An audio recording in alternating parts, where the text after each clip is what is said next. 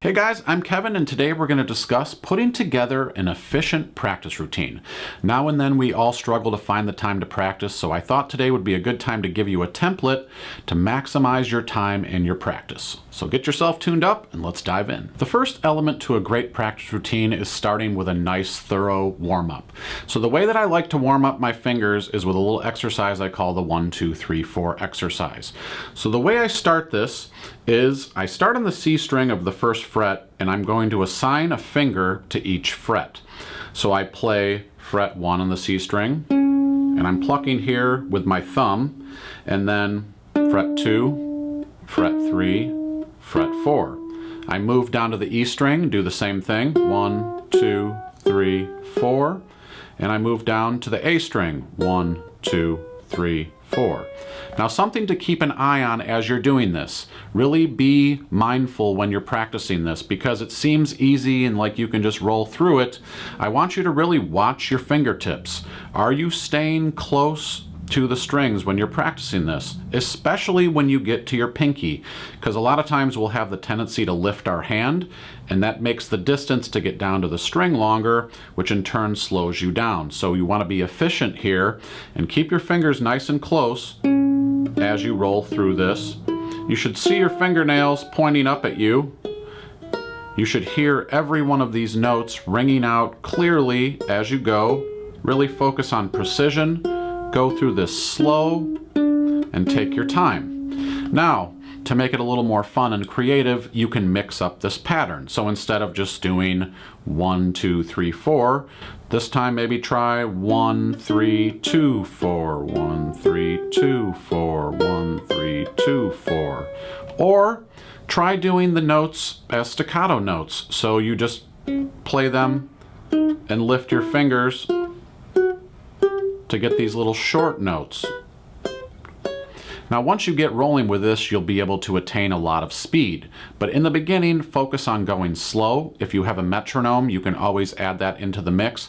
But this is a great way just to kind of get your brain working, get your hands on the instrument, and really get you moving along. The next component of the practice routine I'd like to share with you is the major scale.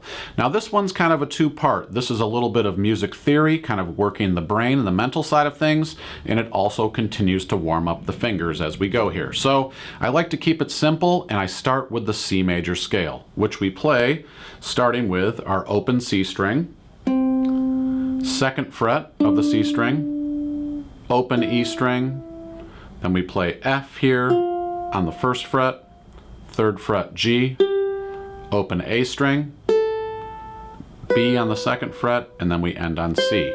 And then we go back, C, B, A, G, F, E, D, C. So again, you can work through this, just kind of going through the scale, nice and slow, making sure everything is nice and even. You can play this with a metronome. You can also mix up the pattern of notes as you go. You don't have to just play it through back and forth. I think practicing scales like that is good for warm-up, but if you're actually going to play melodies with these notes, you should learn how to move between the notes. Pick a few of them. That's just derived from the major scale using all of the notes, but it kind of gets you more in tune with the instrument as you're playing a melody. Now, also, as you're doing this, I encourage you to say the names of the notes. I have a whole video talking about naming the notes on the neck, but I think if you kind of get your mind in tune with the instrument by saying the notes as you play through them, that really helps you connect and think about the note that you're playing as you're playing it on the neck, whether it be for a chord or for a scale. Now, you can take this pattern here and move it up to start on the D note and play the D major scale right here. D, E, F sharp, G, A, B, C sharp, D. Now you're working on a different key.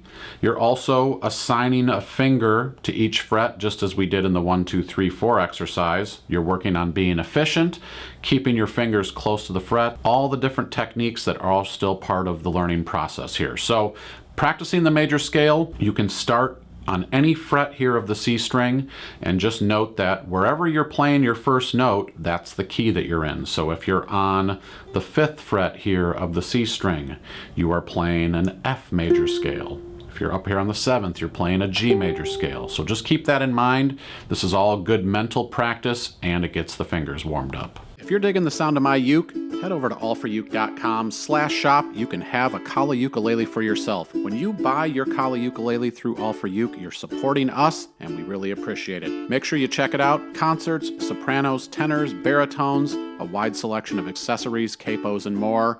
All for you, allforuke.com/shop. So the next element to a practice routine that I like to work on is the rhythmic side of things with strumming. So now the strumming pattern that we'll choose here is going to be dictated by whatever you're working on. If you're working on a song with the island strum, use that as part of your practice routine. If you're working on a song that's using a waltz strum, use that strumming pattern. So in this case, I'm going to kind of build everything around All My Lovin' by the Beatles, which uses the strumming pattern down, down, down, up, down, up. Now, rather than just doing that strumming pattern, we're going to dive a little deeper and count as we do that pattern. So the way that we count this pattern is 1, 2, 3, and 4, and down, down, down, up, down, up, 3, and 4, and. So you can practice that at a really slow tempo, but what would really help you is if you put a metronome on and worked at various speeds so that you can gradually build up to the speed of the song. You can always look up what is the tempo of X song that I'm working on. Figure that out and then start working on the tempo way below it and gradually bump the metronome up until you hit your target.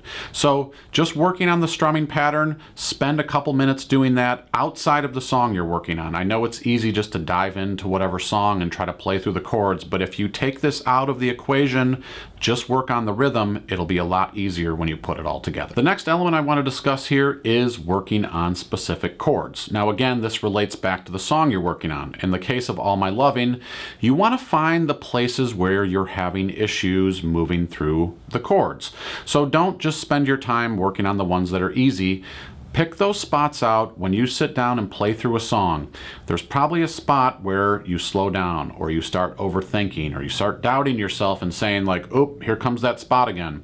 That is the spot you want to work on in your practice routine every day. So in the case of All My Lovin', there's a little spot here where it goes F, D minor, B flat, G7.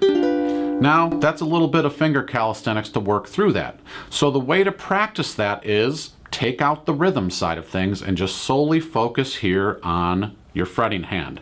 So what I do first is I just, with my left hand, work through this sequence without strumming anything. I just go F, D minor, B flat, G7. And I'm trying to keep my fingers as close as possible to the strings as I do this. I want no extra movement. I'm just really focusing on moving F, D minor, B flat, G7. Then I add a single strum to this. 1, 2, 3, 4, 1, 2, 3, 4, 1, 2, 3, 4, 1, 2, 3, 4. Again, you can add a metronome to this to make sure that you're changing the chords on time as well, and that'll really help you solidify the chords. So again, pick out whatever chords you're struggling with. It might not be from a song. It just might be some chords that you decided to work on. Really focus on those every day so that when you put those back into the song, you really have a better handle on them. The final component of the practice routine, and I feel like the most fun part, is working on songs. Songs give us the template to work on strumming patterns, chords, different techniques, and it's a great way to keep progressing as a player. But when you do that, I really strongly encourage you to take those pieces out of songs that you're struggling with, rather than just trying to roll through the whole song and making mistakes over and over again.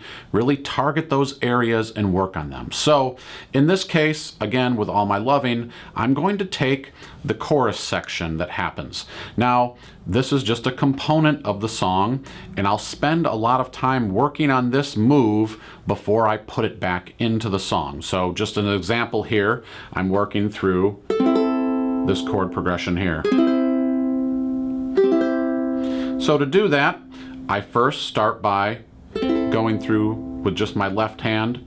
I might not even strum it. You could always do a single strum so you can hear it. And I'm just really working on keeping my fingers moving through this with the least amount of movement. Now I'll add the strumming pattern.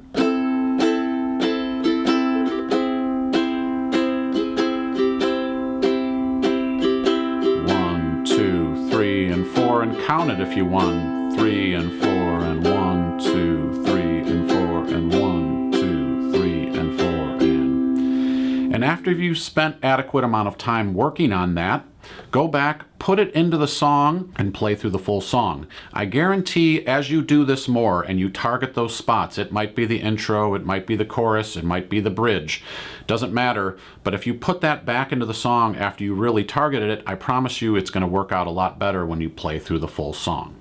So those are the elements of a successful practice routine that you can really be efficient and work on your material and get through it quickly, but also have yourself warmed up and locked in and really working on some theory. I think if you do this every day and when you practice, you're going to slowly move the needle forward and keep getting better as a player. If you found this video helpful and you enjoy my teaching style, I'll leave a link in the description where you can sign up for private lessons with me. I offer a bunch of different time slots and we can work on things that are specific to where you are as a player. I also have a PDF attached to this. There's a link in the description to take you over to the AllForUke website. Free PDF that'll go through this routine and give you some examples and have charts and all kinds of good stuff for you. My name's Kevin. Thank you so much for learning with me. I'll see you next time. Meet me down by the seaside. We can howl at the moon rise. Watch as the tide strolls in.